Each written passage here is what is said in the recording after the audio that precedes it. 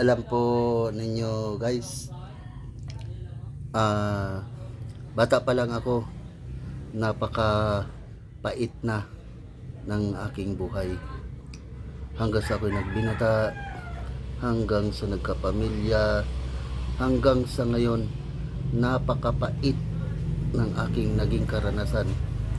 Ultimo ngayon, sa oras na ngayon, mapait pa rin ang aking nararanasan.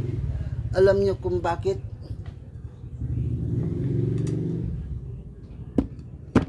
Ang ulam ko'y ampalaya.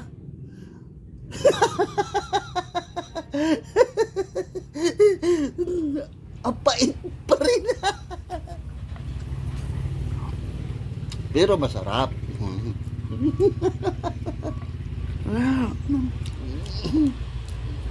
Salamat po. Kain tayo lahat. Madlang people.